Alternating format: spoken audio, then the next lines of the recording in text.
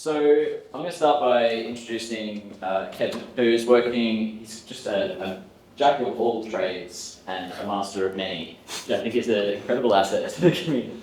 So not only is Kevin an elite runner and works with high impact athletes and he's leading a lot of their work here, today he's going to be talking about this other incredibly important hat, which is trying to feed us all in a disaster. And so Kevin has a range of backgrounds in the for-purpose sector, including starting a range of organisations. And so today he's going to talk about the research and the work that they're doing to try to make sure that we're all got something to eat if everything goes to food. So,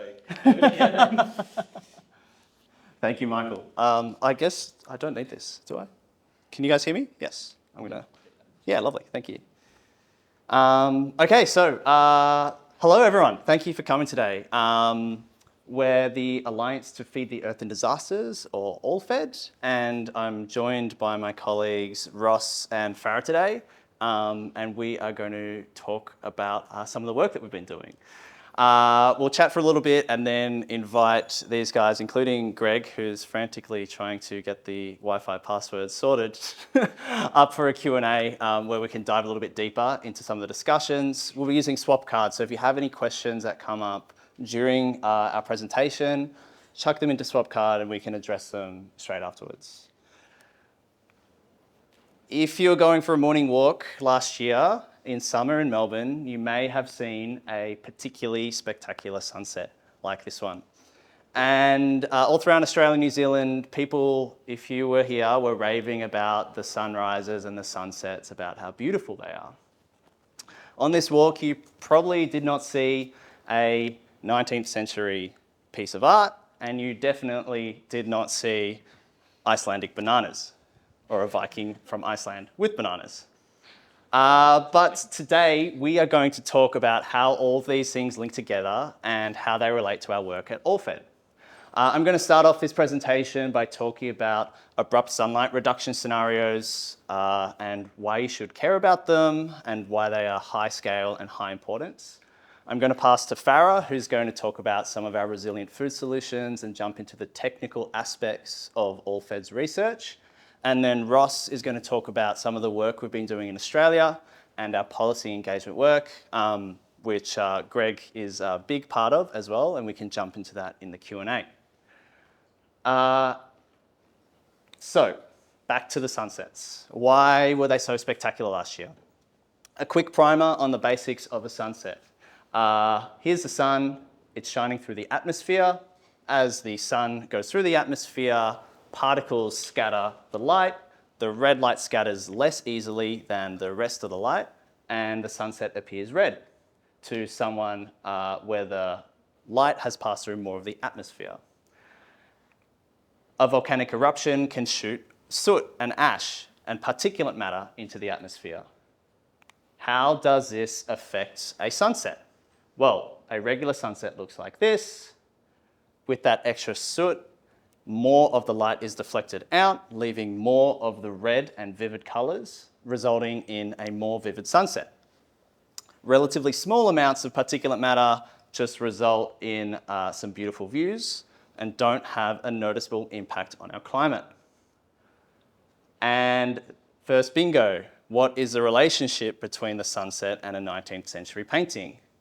Well, The Scream by Munch was painted in Norway after the Krakatoa eruption, inspired by some particularly beautiful orange skies.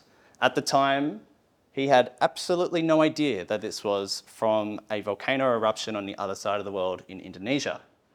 However, the effects of this eruption were global, and it's a nice demonstration of the cultural influence of these catastrophes, what they've had throughout the history of the world.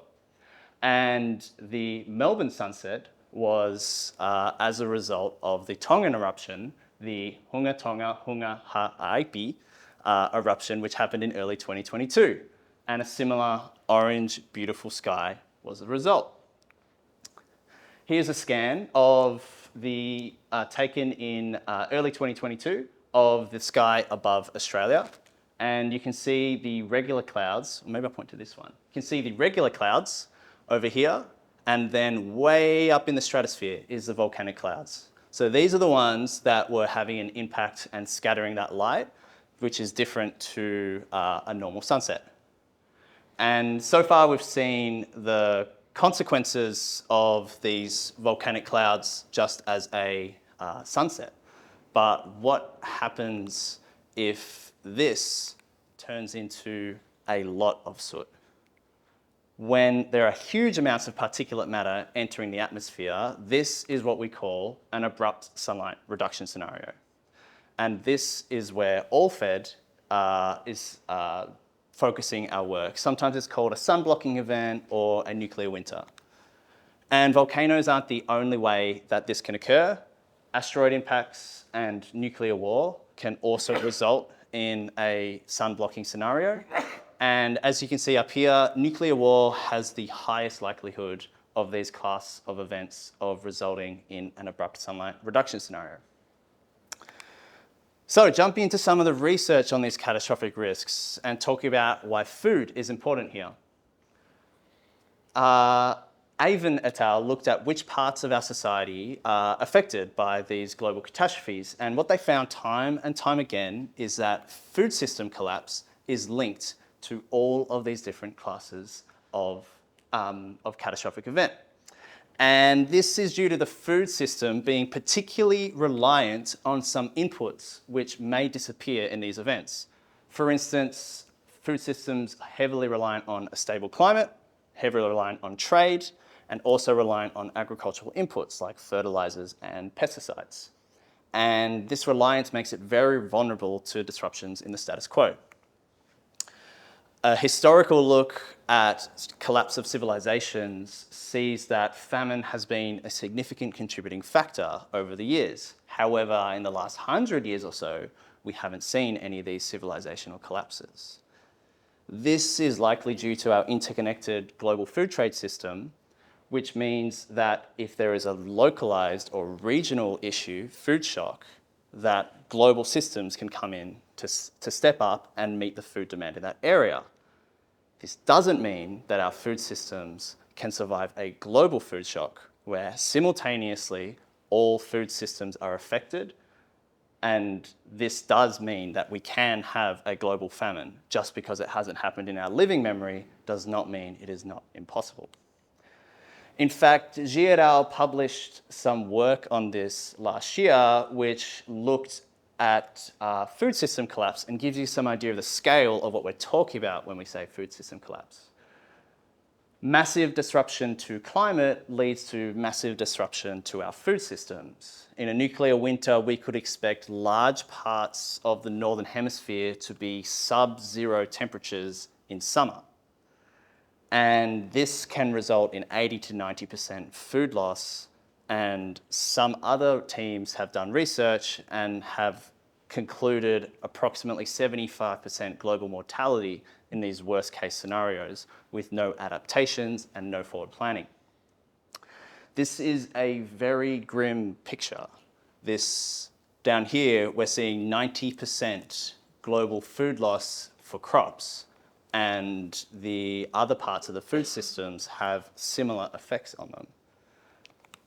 This is where ALLFED fits in, and this is why we are doing what we're doing. Our motto, we want to feed everyone no matter what.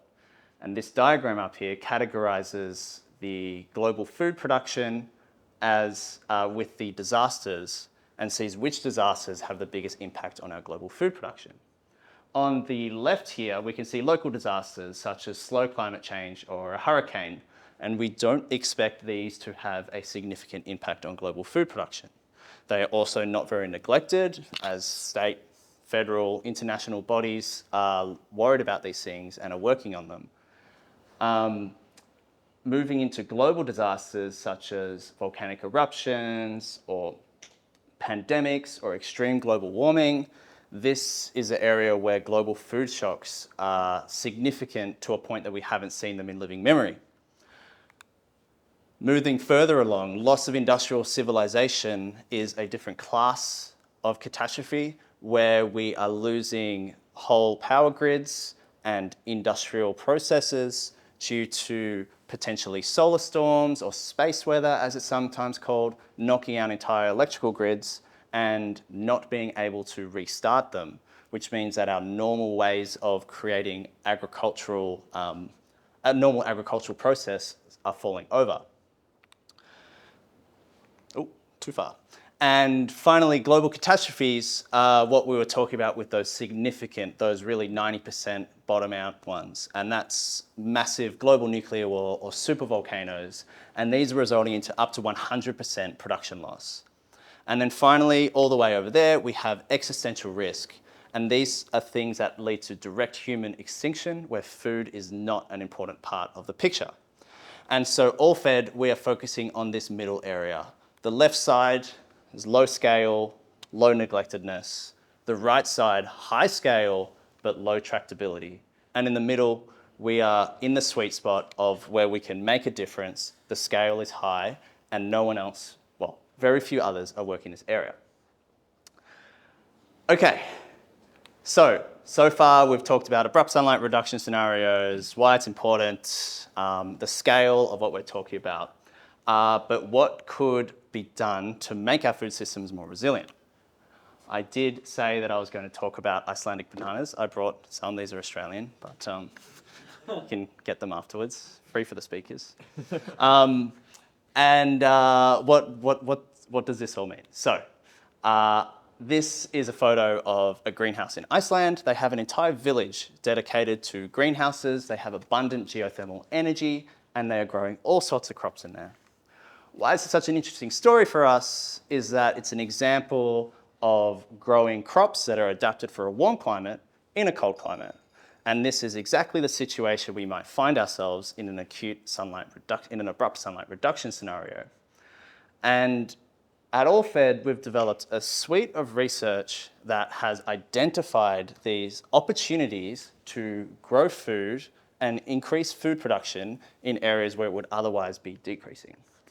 While bananas are not a staple food, we can consider the approach more generally, and Icelandic wheat might be on the cards in the future. But to tell us more about resilient food solutions, I'm going to pass over to my colleague Farah, who's going to cover some more of the technical research. Thanks, Farah. So you're thinking about resilient food solutions.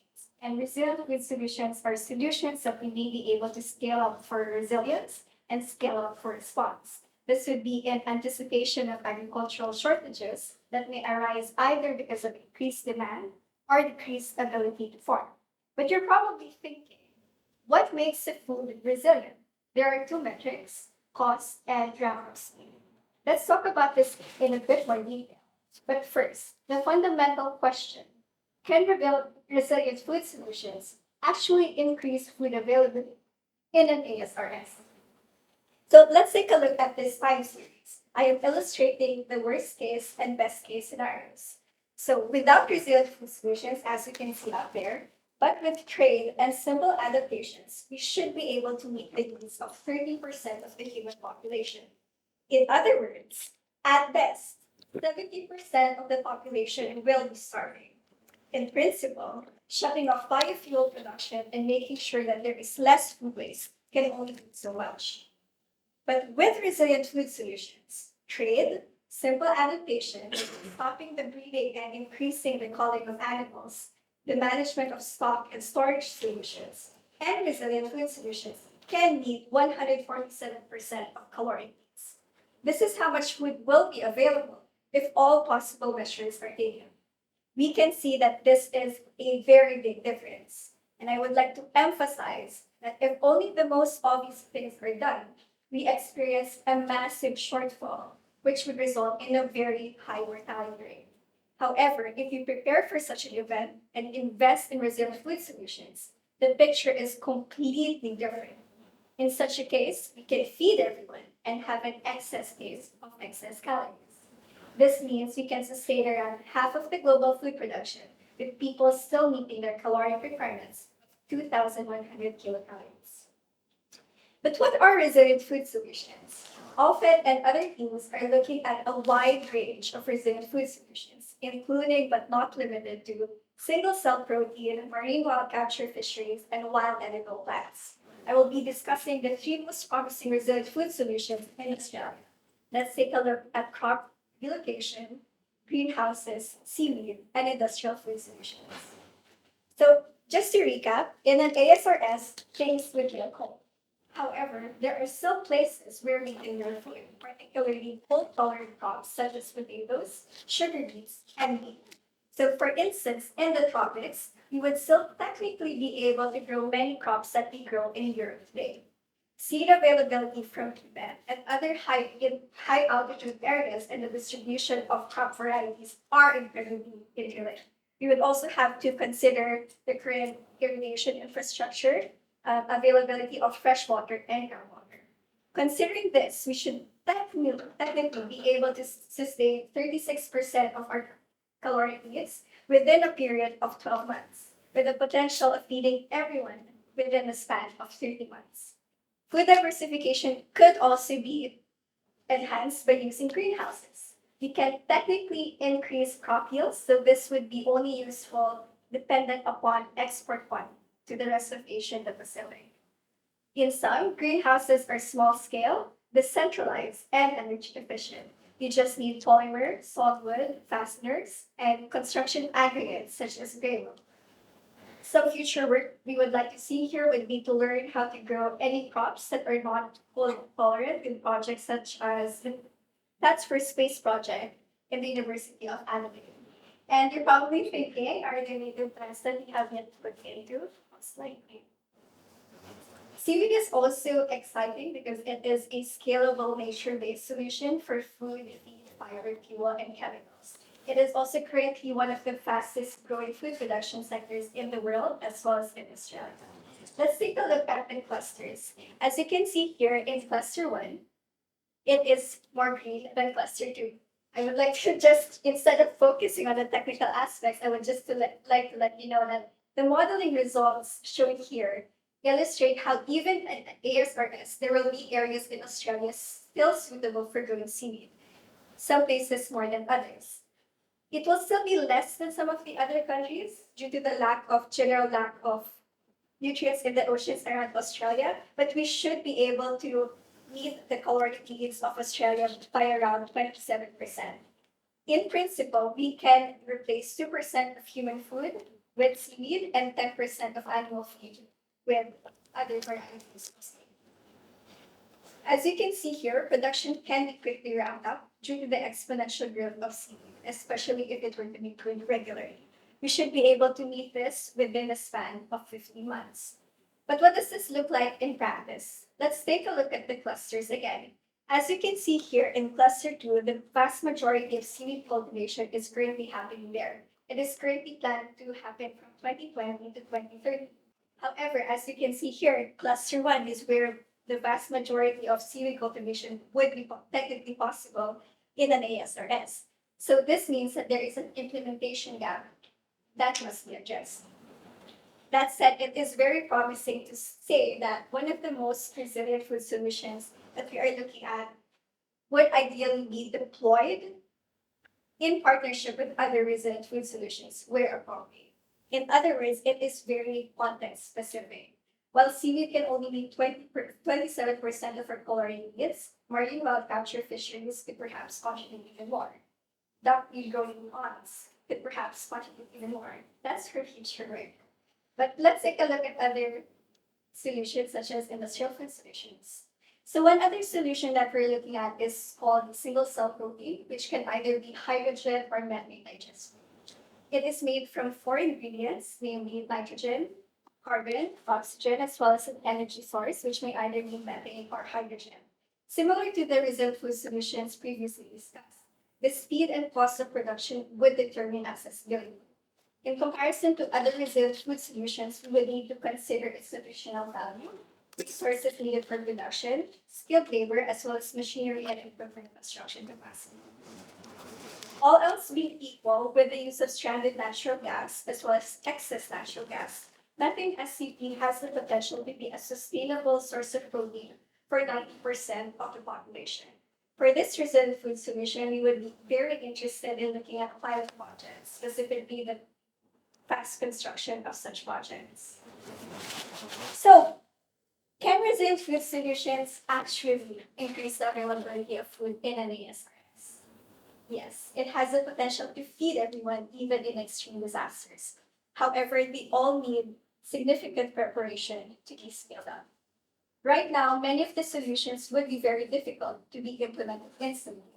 We are assuming that preparations are made before the event, when the technologies move past pilot status.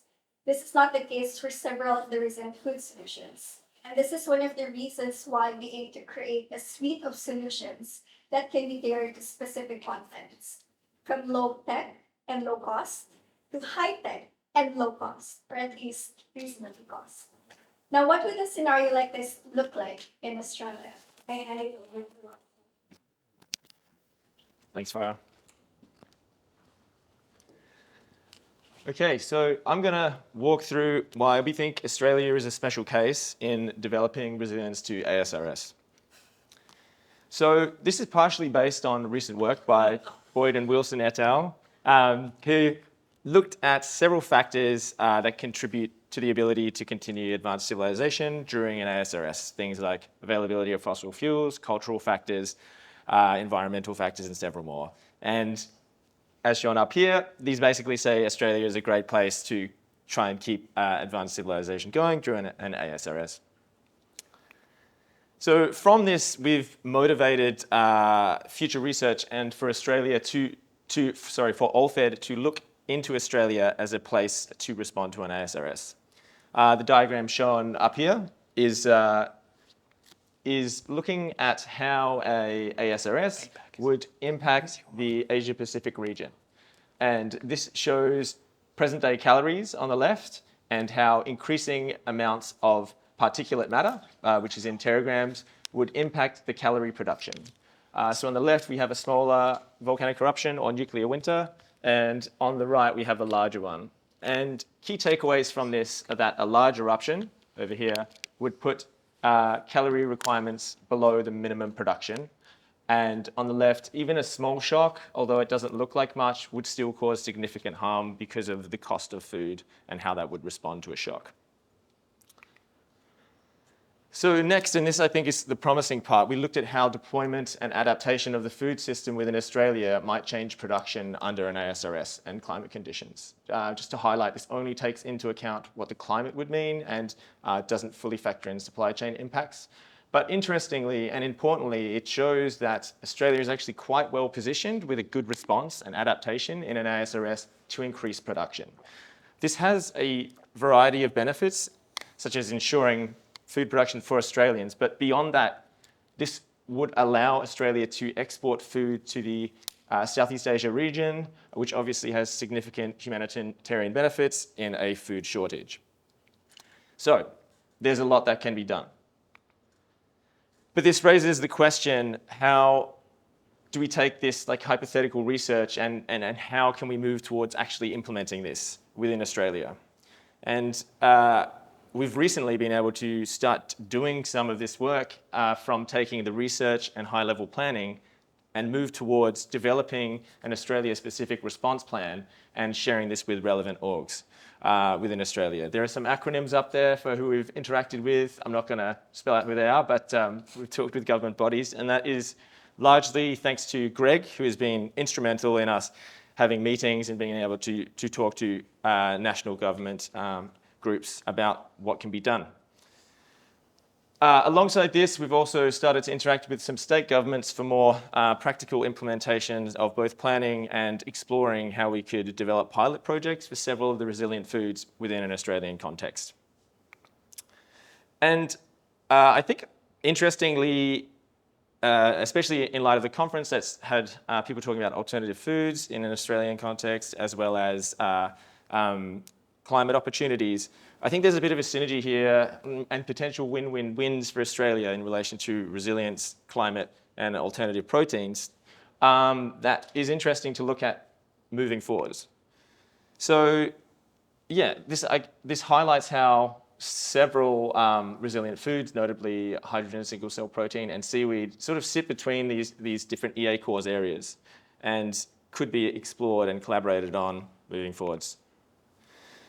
hydrogen single-cell protein is, I think, one interesting avenue because we've been interacting with several of the companies and there is interest in exploring how these could be implemented within Australia.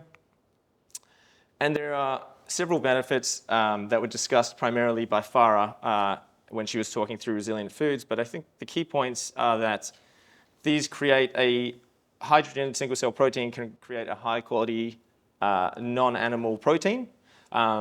This can be done from hydrogen or syngas. Both of these are going to reduce climate emissions, especially in an Australian context where a developing hydrogen economy means that you could use green hydrogen to do this, and this would utilize the renewable assets within Australia. And finally, on the resilience angle, having the skills and organizational and operational capacity within Australia to develop these foods and hopefully, and this is where we think pilot projects can be interesting, do this in a way where you use fast construction methods so you could scale it rapidly, which might not happen under normal market conditions, means that introduction of hydrogen single-cell protein could be very instrumental in a coordinated response to an ASRS. And as well, macroalgae is another large opportunity. We think that sits between these three areas. The Australian Seaweed Blueprint, released in 2020, identifies the potential to scale production from 1.5 million in value up to 100 million in 2025. And there's currently a variety of cooperative research centres such as the Marine Bioproducts Cooperative Research Centre and the Blue Economy Cooperative Research Centre that are looking at how to do this. And this presents an opportunity to maybe nudge this towards more resilience, as well as aiming for using this to create alternative proteins that could offset some animal production, as well as just being good for reducing climate impacts, as seaweed can be actually sequester carbon and is also just a highly efficient means to produce. And so that, I guess, wraps up thinking there and comes to what are the next steps for ALLFED. So in summary, we are continuing to engage and we have lots of opportunities for people who want to volunteer or collaborate on pilot projects. If people have skills in geospatial analysis or Python and Linux, we'd love to hear from you. And agricultural economics and just general procurement and construction of pilots is great. So yeah, please, if you see us, reach out. We'd love to engage and get more people involved to see what we can do within Australia. So that will wrap up the presentation component. Thank you very much.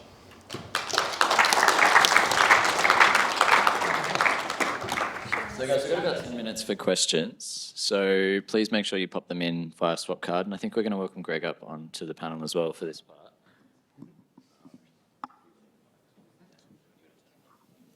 Oops, sorry. So I guess it seems like a fairly relatively new field, but I know that people like David Denkenberger have been working on this for 10 or 20 years. I guess I'm wondering if there are any precedents of countries that are doing a good job at preparing for an ASRS scenario. If so, how did they do that? What are they doing and how did they make that happen?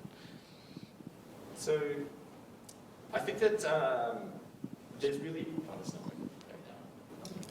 Okay. We've seen actually quite recently more of an uptake of preparation and interest in preparation. So the research has been there for a while, but it's really just shifting towards actually being able to do it now. So one of our colleagues, Juan, is working with Argentina, who have been interested in what they can do to adapt for an abrupt sunlight reduction scenario through his separate entity called Regios de Catastrófico Globales. Sorry if I didn't do that correctly, Juan. So yeah, there is some interest there, but I think we're really just seeing now sort of moving towards tangible steps for it. And I might just add on to that is we're seeing the first step getting taken of just doing an all hazards risk assessment.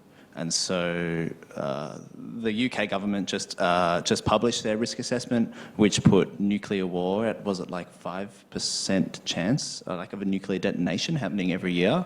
And this is like a really important step as like the UK being a global leader in policy for them to say, hey, this is a problem, first of all.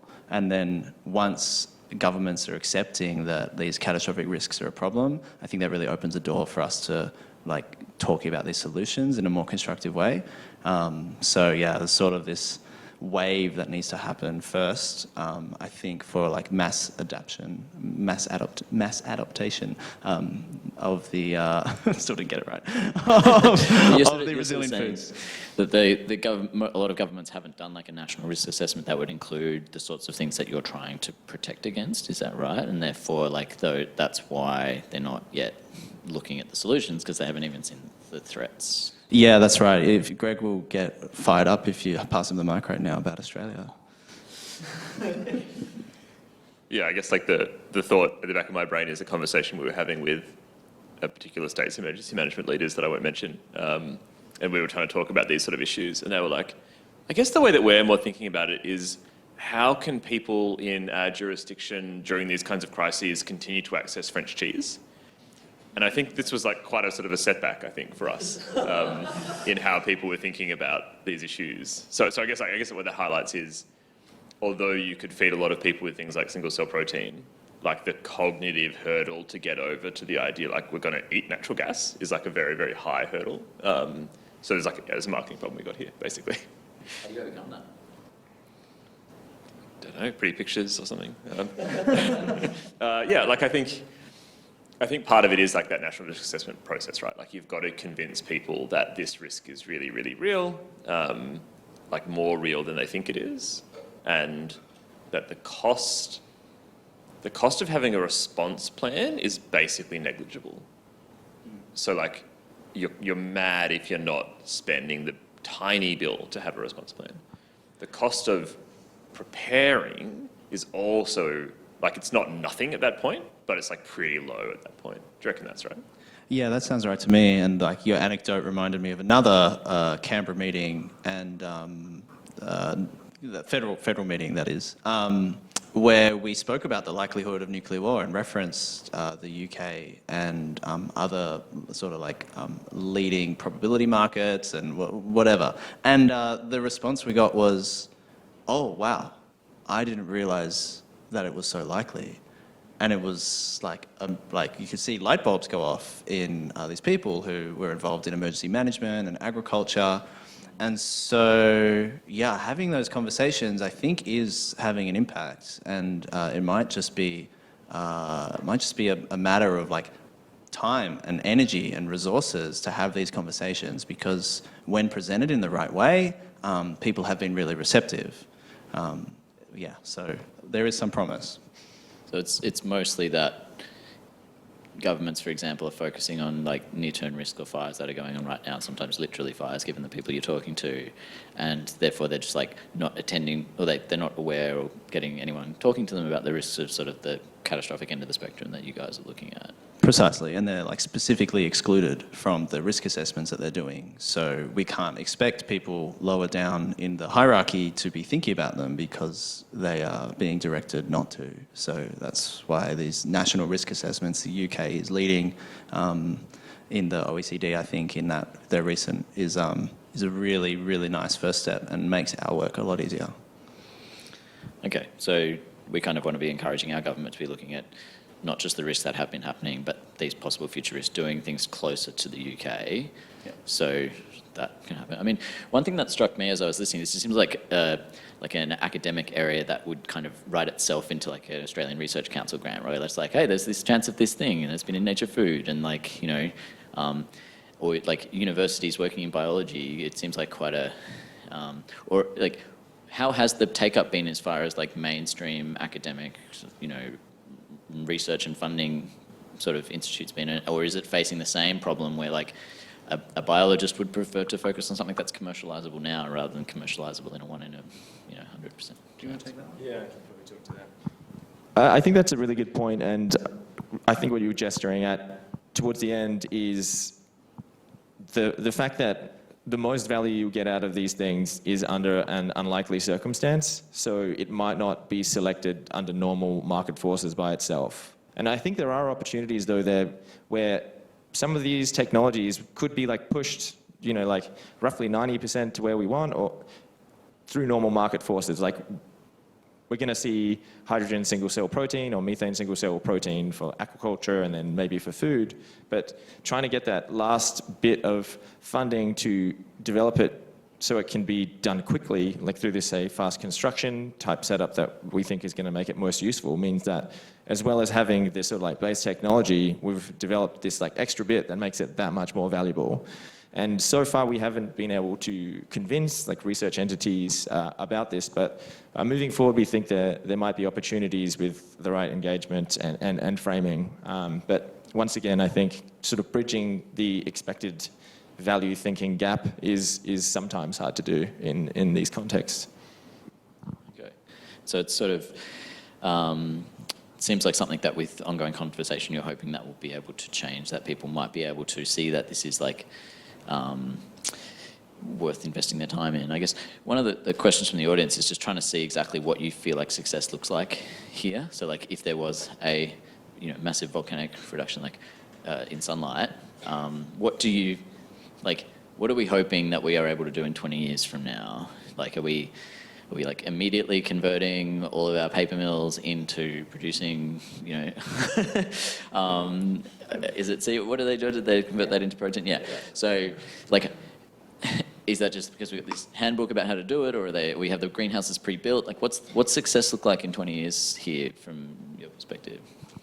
I think there's a few things to frame there. I think that the first one, which Greg was talking about, is just having some plan, even if like it is just adapting the food system as is and knowing sort of which bodies need to do what sort of thing to adapt the food system. That's like the low bar first step, which is probably very negligible in cost. And I think the other part is exercising that in terms of having the entities sort of like run through scenarios on who does what and how. And at this point, I'll quickly inject a plug for Dan Epstein and the Long Game Project's desktop exercise this afternoon, which is sort of riffing on this idea and exploring and educating through a desktop exercise what responding to one of these catastrophes might look like.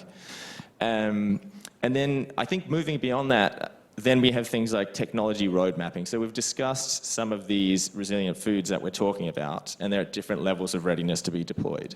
And sort of the more we can shift those up, and especially within an Australian like industry understanding and context, so like what inputs you need, what knowledge you need, the more they're going to be at a state that they're ready, or there's less work to do to deploy them. And then in the best possible world, you would maybe have each of these key resilient foods piloted at a sort of industrial scale just once. So the technology and operational capacity is fully developed so that then it can just be implemented in a coherent way with a plan, even if you don't have them running all the time.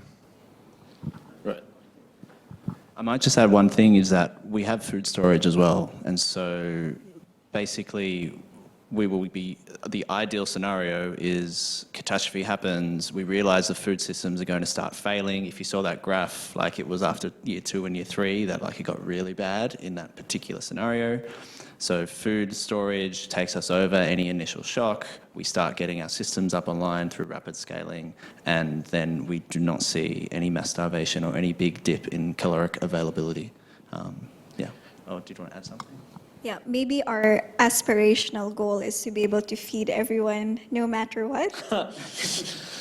And that means building resilience in the food system across scales. So whether that's the local to the international to the supranational.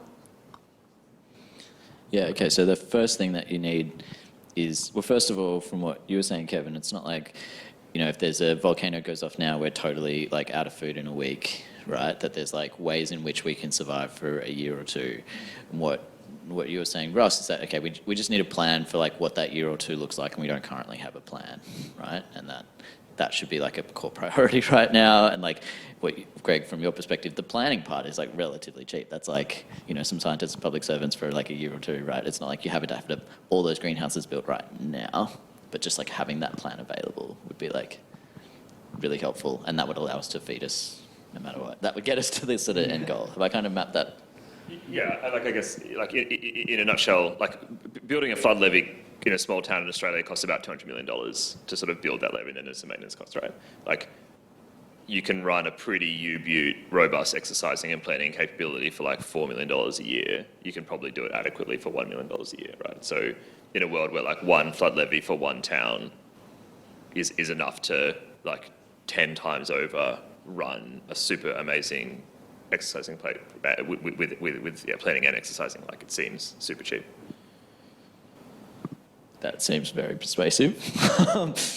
And look, just one final question is, I guess, what the audience could do. So someone sort of noted that like ALLFED's done a very good job at growing quite a big team in Australia, and I guess we're wondering like, one, how did you do that, and then like what else, what people in the audience could be doing, but like so they could be volunteering, but like what skills could they be developing if they wanted to try to help contribute to this? Maybe I'll take a quick pass and then we can hand along, get some different perspectives. So in terms of the part about how the team sort of grew and within Australia specifically, it was quite organic. I started volunteering, just came across it on the 80,000 hours job board and then continued on. And then over time we got some more people, and Kevin joined at one point, and then we sort of there were just several people in Australia, and sort of it grew out of that within the Australian context.